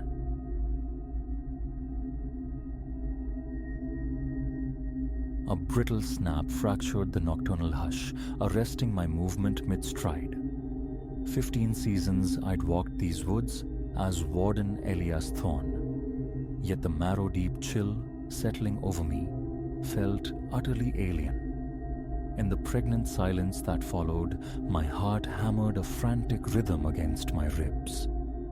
I stood poised on the precipice of something dreadful, unknowingly moments away from a struggle not merely for the sanctity of the wild, but for my own existence. The patrol had begun like countless others, a familiar circuit under the autumn sky, seeking the telltale glow of neglected embers or the disoriented forms of hikers lost to the marked ways. Crisp air, redolent with pine resin, and the damp perfume of fallen leaves eddied around me. Above, moonlight dripped through the dense canopy, painting the forest floor with phantoms that writhed with every sigh of the wind. Hours dissolved under the soft crunch of my boots until a subtle dissonance snagged my attention. Voices, a low susurrus almost swallowed by the rustling foliage. My fingers brushed the radio clipped to my belt. A reflexive gesture, but caution stayed my hand. Campers perhaps lingering late. No need for alarms just yet. Drawn by an insistent curiosity, I advanced, each footfall measured, deliberate. The whispers gained substance as I neared a small clearing, shedding their ambiguity. No campfire camaraderie colored these tones. They were clipped, furtive, punctuated by a sound that sent ice through my veins. The cold, mechanical snick of metal engaging metal. A firearm. My breath hitched. Intruders, violators, poachers surely. Reports had surfaced, whispers of incursions, but never this deep within the sanctuary's heart. Behind the broad sanctuary of an ancient oak, I risked a glance. The sight twisted my gut. 5 figures, silhouettes stark against the moon-dappled ground, clustered around the fallen majesty of a great stag. Rifles, potent and dark, leaned nearby. The creature's crown, antlers that would command a king's ransom in illicit markets, was already brutally severed. Its eyes, glazed pools reflecting the indifferent moon, seemed to fix on mine. A silent, profound accusation. Again, my hand sought the radio, trembling this time. An imperative screamed within me. Report. But beneath my boot, a treacherous twig gave way with a sharp crack that echoed like a thunderclap in the profound quiet. 5 heads jerked towards the sound. A frozen tableau held for a single stretched heartbeat. Then chaos detonated. "Who goes?" A harsh voice barked, a rifle swinging violently in my direction. Instinct obliterated thought. I fled. Lashing boughs clawed at my face as I plunged into the dense undergrowth, the heavy thud of pursuing feet terrifyingly close. My breath tore raggedly in my chest, legs burning with protest, yet primal fear propelled me onward. A shot exploded nearby, the projectile whining past, splintering bark scant inches from my skull. I ducked low, stumbling on the treacherous terrain, and pitched headlong down a short, steep bank, a tangle of leaves and detritus clinging to my clothes and hair. Winded, momentarily stunned, I lay amongst the leaf litter. The poachers' voices, nearing, spurred me upright, a sharp pain lancing my side from impact with a buried stone. Outrunning them was impossible. Evasion was paramount. My gaze snagged on a decaying cradle of wood nearby. A hollow log. Desperation dictated the move. I scrambled, writhing into the cramped, damp confines just as cones of artificial light sliced the gloom outside. "This way he went," barked the gruff voice. "Fan out, find the warden." I held my breath, shrinking deeper into the log's embrace. Clammy leaves and unknown debris adhered to my skin, but stillness was my only shield. A beam swept across my refuge, lingering, probing the shadows. I sent a silent plea into the darkness. "Not here." A voice muttered, unnervingly close. Could I circle back? Another voice, sharp with impatience, cut in. "Forget it. We clear out now. Before the cavalry arrives." The sound of their receding footsteps faded into the wood's nocturnal symphony. Disbelief warred with caution. I remained entombed, counting the slow passage of minutes, each stretching into an eternity. Only when an unbroken silence had reclaimed the forest for a solid 10 minutes did I cautiously extricate myself. Muscles screamed in protest as I straightened, stiff and sore. Taking stock, I realized panic had carried me further than intended. The makeshift camp lay a mile or more behind me, opposite the direction their search had taken. My radio felt blessedly solid in my hand. I prayed. The tumble hadn't silenced it. "Dispatch, this is Warden Thorne," I whispered, the words urgent. "Code 10 situation, Sector 7. Multiple armed individuals require immediate assistance." A burst of static, then a calm voice acknowledged. "Acknowledged, Thorne. Units en route. Your status?" Succinctly, keeping my voice hushed against the lingering possibility of nearby ears, I relayed the grim discovery. Even as I spoke, a resolve hardened within me. They couldn't simply vanish, not after this desecration. Yet confronting 5 armed men alone was suicide. "Maintain your position, Thorne," the radio advised. "ETA for backup is 20 minutes. Prudence screamed agreement. It was the sensible path. But 20 minutes felt like an age, ample time for the poachers and the grisly prize to melt away. "Negative, dispatch," I countered, my voice firm despite the tremor beneath. "Tracking suspects eastward towards the old logging trace. Will maintain distance and provide updates." Ignoring the crackled objections, I pushed off, following the direction the men had taken. Adrenaline ebbed, leaving behind a landscape of aches and bruises. Each step jarred, but a potent cocktail of duty and cold fury fueled me. Fury at the violation of this place I was sworn to defend. I moved like a wraith through the timber, ears straining. Soon, a low guttural rumble reached me. Engines, vehicles staged on the logging road. My pace quickened, heart pounding anew. I had to intercept them. Reaching the fringe of the woods, I discerned the hulking shapes of 2 pickup trucks. The men were hastily stowing equipment, their voices low but charged with tension. "Should have found that warden," one grumbled. "Bet he's called it in by now." "Quiet and load faster," another snapped. "We'll be ghosts before anyone gets here." I needed to stall, to buy precious minutes for the approaching backup. My gaze fell upon the truck's tires. An audacious thought sparked. Risky, but necessary. Staying low, I skirted the clearing's edge, circling behind the vehicles. Their focus remained inward, consumed by the urgency of their escape. My pocket knife felt small, but potent in my hand. A deep breath, then I darted from cover. The first tire yielded with a soft, protracted sigh of escaping air. I moved to the second, then the third. I was slicing into the 4th sidewall when a sharp cry erupted. "There! Stop him!" I didn't hesitate, didn't look back.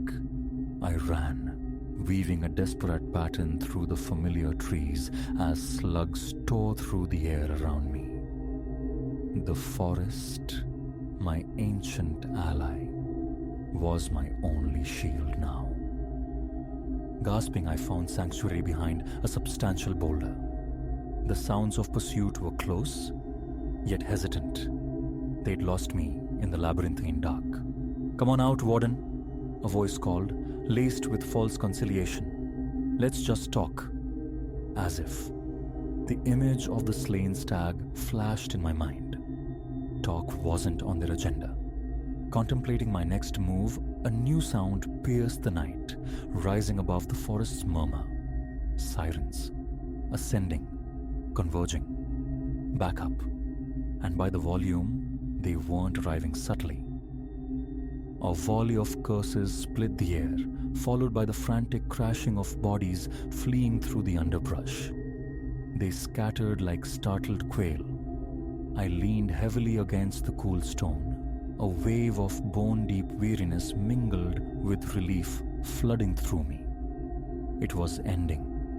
As pulsing strobes of red and blue painted the trees, I emerged, hands raised, identifying myself to the arriving officers. Concerned faces and rapid-fire questions surrounded me moments later.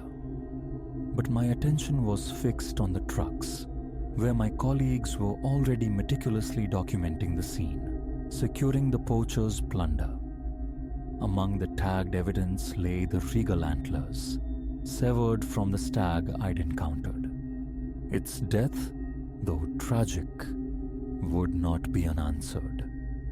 Justice awaited its killers. Guided towards an ambulance for assessment, exhaustion warred with a quiet sense of triumph. Tonight, the forest breathed easier. As for me, future patrols, I suspected, would carry a sharper edge, a departure from the routine. And that was right. This guardianship, this commitment to the wild heart of this place and its inhabitants transcended mere employment. It was a vocation, and whatever shadows stirred in the deep woods, I would remain, ready to answer its call.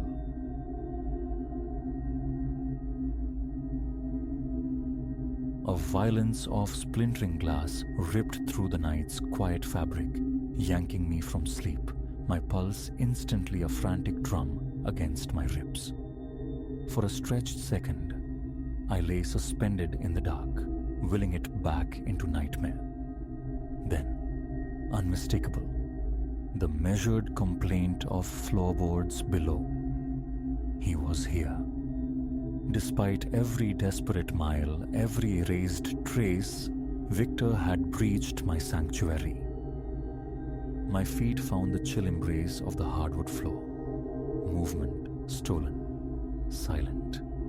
A tremor ran through my hands as they closed around the smooth heft of the ash bat, a grim sentinel beside my bed.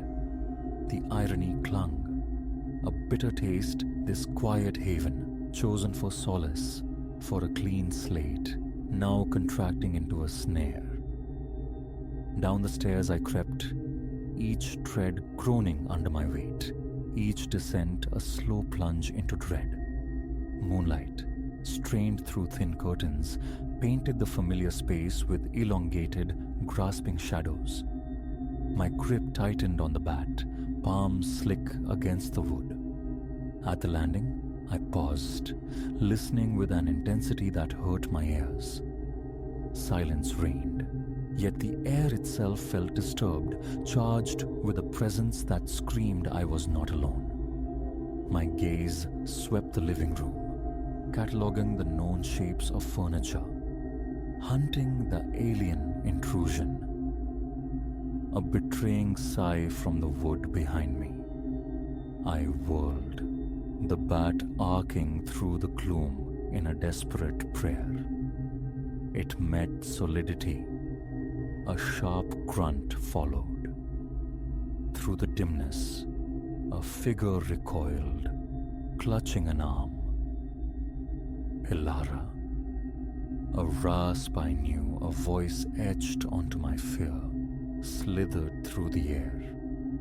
Did you truly imagine you could vanish?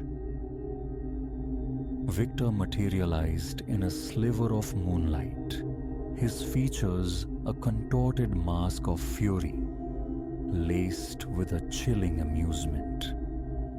Unchanged, the wide shoulders, the startling cobalt eyes capable of shifting from warmth to glacial cruelty in a heartbeat. Leave this place, I commanded, my voice a thin reed attempting strength. The police are a phone call away. He laughed, a sound that once made my foolish heart leap, now a harbinger of terror. Call them. We'll be far from here before their sirens sing. It's time, Ilara. Time to return.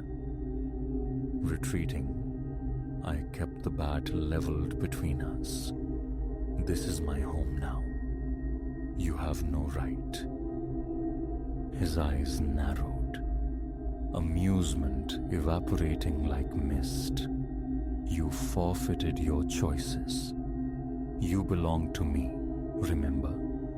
bound, until the very end. He lunged, a sudden blur of motion, snatching at the bat. I recoiled, but his fingers found purchase. We strained, locked in a grotesque dance around the weapon dividing us. The sour tang of spirits fouled his breath.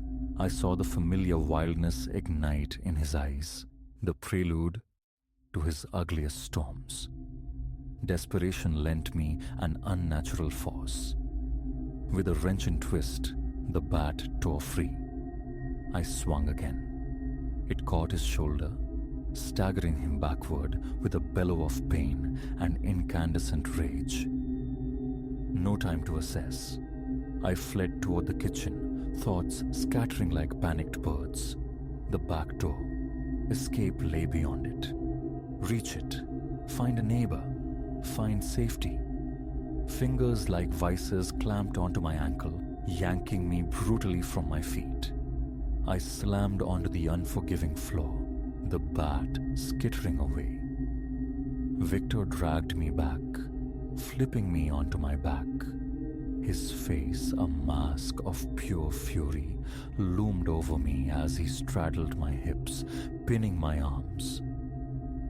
"A mistake," he snarled, breath hot and foul. "Running I might have forgiven, but this defiance earns my anger." I thrashed beneath his weight, trapped. Visions flooded my mind, countless nights awash in this same suffocating blend of pain, fear, helplessness. Yet, a spark ignited within the terror. This wasn't the old house, walled by indifference and neighbors' averted gazes. This ground was mine, hard-won, my fragile new beginning. I would not yield it. His fist drew back. Instinctively, I twisted my head aside. Knuckles cracked against the unyielding floorboards. A howl tore from his throat. In that instant of loosened grip, I drove my knee upward, connecting hard. He folded, rolling away from me in agony. I scrambled upright, adrenaline searing through me. Back in the living room, my frantic eyes searched, a weapon, anything. They landed on a heavy crystal prism, a housewarming gift meant for beauty, now destined for violence. I seized its weight just as Victor filled the doorway, face a livid canvas of hate. "You," he choked out. "Regret is coming for you." He charged. This time, readiness steadied me. I swung the crystal vase with the sum of my terror and resolve. It met his face with a wet, definitive crack. He collapsed, a heavy, final sound. The vase exploded, shouting the floor with glittering shards. I stood, chest heaving, waiting for movement. Victor lay still, a dark bloom spreading rapidly around his head. Nausea surged, hot and sharp. I stumbled back, legs finding the sofa, sinking into its cushions as tremors racked my body. What had I done? Was he... The thought pierced me with icy panic. Forcing leaden limbs, I moved to check. Kneeling beside the ruin of him, searching for the fragile rhythm of breath, I saw it, the slight rise and fall of his chest. Alive, unconscious. Relief crashed over me, swiftly chased by a renewed tide of fear. He wouldn't remain insensible forever. Action was imperative. Hands shaking violently, I fumbled for my phone, dialing 911. Waiting for the connection, my eyes remained fixed on Victor's inert form, poised for flight at the slightest twitch. 911. What is your emergency? The operator's calm, distant voice nearly unraveled me. Help, I managed, voice fracturing. My ex-husband, he broke in, attacked me. I hit him. He's unconscious. Please, hurry. I don't know what he'll do when he wakes. I recited my address, answering automated questions while my gaze never left Victor. Assurance came. Help was en route. Find safety, they advised. But immobility claimed me. What if he stirred, vanished before they arrived? Minutes stretched into glacial epochs. Distant wails grew into insistent screams. Closer now. Victor groaned, a low animal sound beginning to stir. Fresh panic seized me. I backed away, scanning again for defense. Before he could regain full awareness, flashing red and blue light flooded the room. Car door slammed, heavy boots pounded onto my porch. A ragged sob escaped me at the authoritative knock. "Police, anyone inside?" I flung the door open. 2 officers stood framed there, hands near their holsters, their professional eyes instantly assessing my torn state. "Mom, are you all right?" one asked sharply. "Where is he?" I pointed, wordless, towards the living room. There, waking up. They moved past me with swift purpose, securing Victor before he could fully comprehend. As one officer applied handcuffs, the other turned back to me. "Are you injured? Need paramedics?" I shook my head, though the delayed shock now registered the burgeoning aches where I'd met the floor. Okay, just shaken. More uniforms arrived, an ambulance crew trailing. The subsequent hours dissolved into a fragmented montage of questions, forms, repeated narratives. I watched numbly as they maneuvered Victor, face swollen and bloodied, into a patrol car. For a fleeting moment, as they guided him into the back seat, our eyes met. His gaze held pure, undiluted hatred. This chapter, I knew with chilling certainty, was far from closed.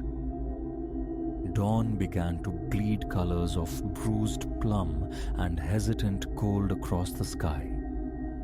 I found myself on the porch steps, wrapped in a borrowed blanket, a mug of tepid coffee forgotten in my hands. An officer, Reyes I thought his name was, sat nearby. "We'll keep a unit close by for a few days," he was saying softly. "And I strongly advise pursuing a protective order immediately." I nodded, feeling hollowed out. What happens now?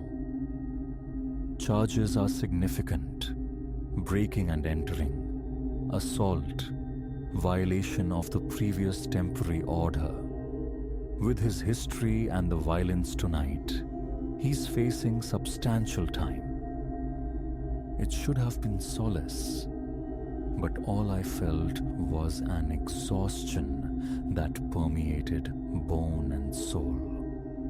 "He gets out eventually," I stated, the words flat, devoid of question. Officer Reyes paused, then gave a slight, reluctant nod. "Eventually. But you have time now, Miss Bellwether. Time to build defenses, make stronger plans. You're not facing this alone. There are resources, people who can help."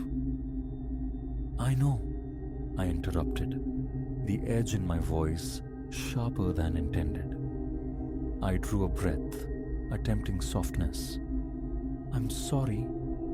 It's just, I believed I'd done everything correctly. New town, new name, new life. He still found his way here." The officer regarded me quietly for a moment. "You did do everything right," he said, his tone gentle but firm. "You survived tonight. You fought back. That matters immensely." My gaze drifted over the small front yard toward the waking neighborhood. A dog barked down the street. A jogger waved brightly, blissfully unaware of the night's terrors. "I won't run again," I heard myself say, the conviction surprising even me. This is my home. He doesn't get to steal this too. Officer Reyes nodded, a flicker of approval in his eyes. "Good. Stand your ground, but accept the help offered. Stay aware, yes, but don't let fear dictate your life." As the sun climbed, painting the horizon with fierce strokes of rose and gold, something unfamiliar stirred deep within my chest. Not hope, not yet, but perhaps its precursor. A quiet, steely resolve to reclaim what was mine, my safety, my sanity, my peace. Victor had found me once. The threat remained. But I was altered now. I had endured. I had retaliated. And I would continue to fight, to endure, for however long it took. This quiet refuge, this nascent life, it belonged to me. And its defense had just begun.